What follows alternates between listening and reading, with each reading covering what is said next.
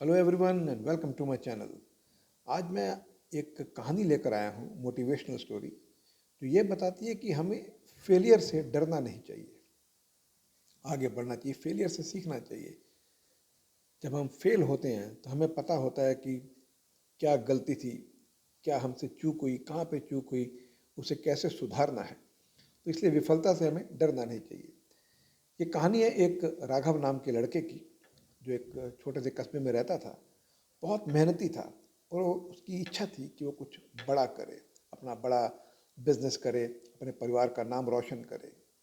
लेकिन सपने देखना अलग होता है, उन्हें पूरा करना अलग होती है। और सपने पूरा करने के लिए जो आपने सोचा है, एक राह चुननी पड़ती है जिस पर आपको चलना होता है।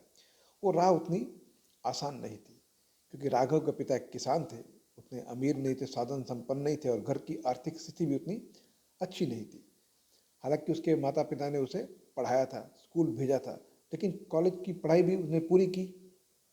और पढ़ाई किसी तरह पूरी करने के बाद उसने फैसला किया कि अब वो नौकरी नहीं करेगा, कुछ बिजनेस करेगा।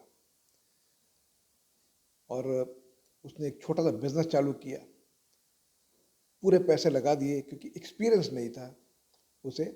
और जो सामान उसने शुरू में बेचा वो ज़्यादा महंगा था और लोग उसे खरीद नहीं रहे थे।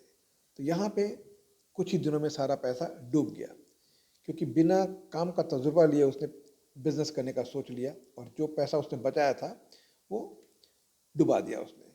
फिर उसने दूसरा बिजनेस शुरू कर लिया, कपड़ों का बिजनेस शुरू किया। और उसने देखा लोगों को कपड़े बड़े पसंद है, वहाँ भी उसे सक्सेस नहीं मिली क्योंकि एक्सपीरियंस नहीं था उसने। लेकिन उसे एक बात हमेशा याद रखी कि दोनों से उसने कुछ ना कुछ सीखा उसने। और उसे एक बात हमेशा याद थी कि हार मानने वाला कभी जीत नहीं सकता।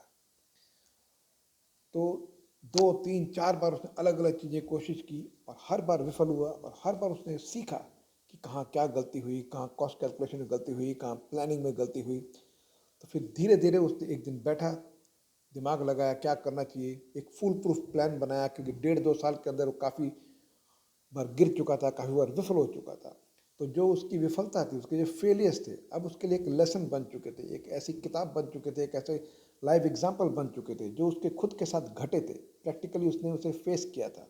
अब वो उन गलतियों को ना दोहराए, ये सीख लिया था उसे कैसे नहीं दोहराना है। और इस तरह से उसने फिर मिलकर एक नया काम शुरू किया। और जब काम शुरू किया, इस बार पूरी तरह अलर्ट था, पूरी तरह सतर्क था, और पूरी सावधानी से काम उसने करना चालू किया।